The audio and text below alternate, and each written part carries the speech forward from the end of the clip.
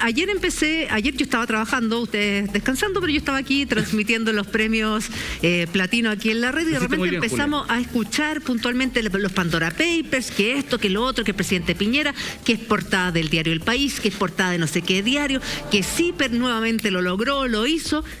Y hablaban mucho de los paraísos fiscales, hoy día toda la mañana los paraísos fiscales, las Islas Vírgenes, que de vírgenes no tienen nada, que aquí, que acá, que los bancos, que este grupo de abogados en Panamá.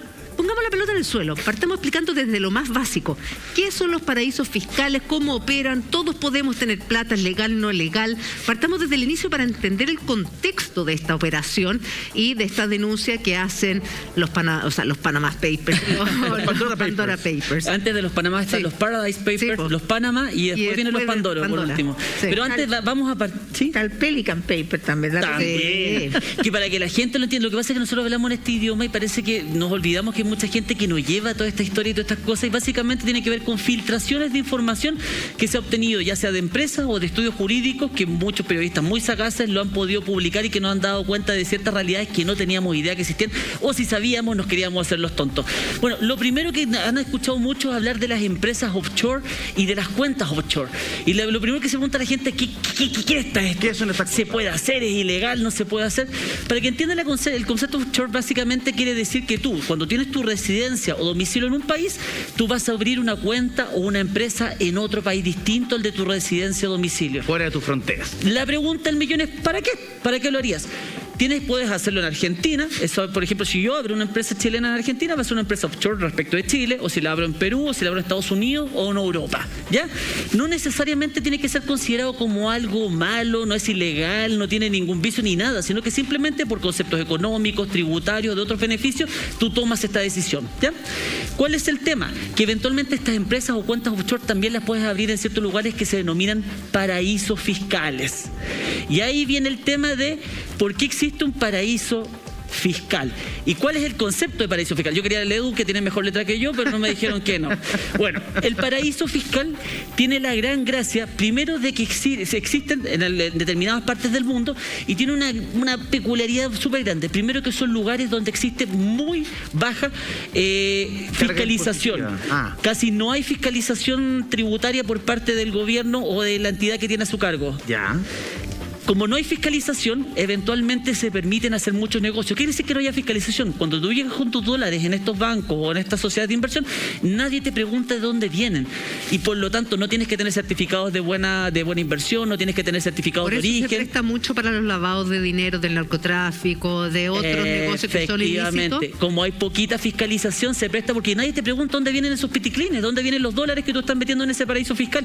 Por lo tanto, ese es uno de los principales motivos por los cuales llegan estas platas media extrañas a estos lugares. Ya, pero eso en el caso del narcotráfico, la trata de personas, del tráfico de armas, ahí uno lo puede entender, pero si yo tengo un negocio ilegal, ¿por qué me voy a ir a meter a un paraíso fiscal? Muy buena pregunta, porque después también, como hay poca fiscalización, también hay nulos impuestos o muy bajos impuestos, o son muy bajos. ¿Y eso qué implica?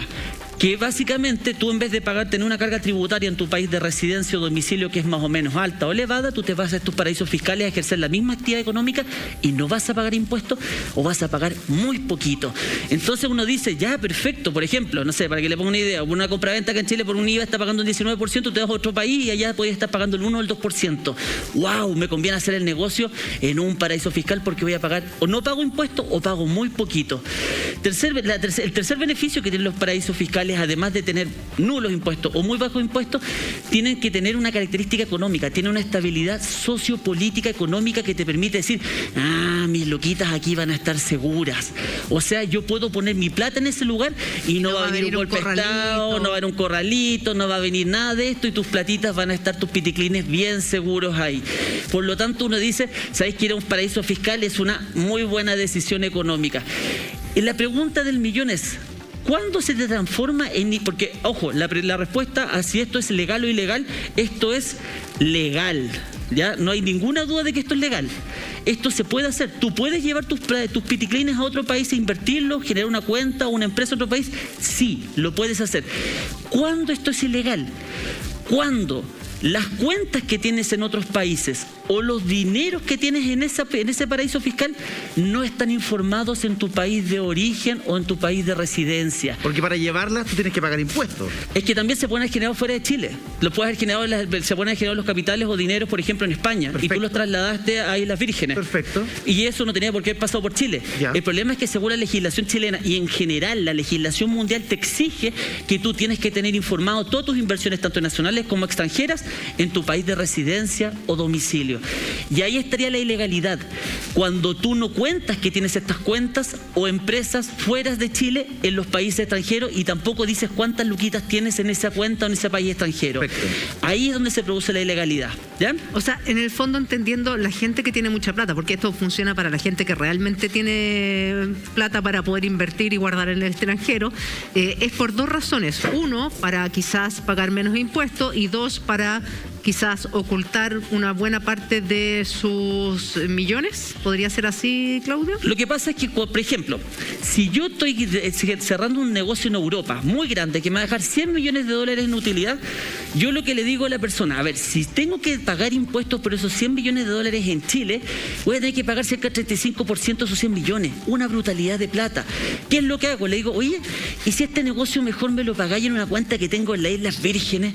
Y en las Islas Vírgenes me van a aplicar un impuesto de un 1%. Antes eran las Islas Caimán, ¿se acuerdan? No, es que están las Caicos, las Bermudas, está lleno, todas esas islas del Caribe están llenos de paraísos fiscales, llenos.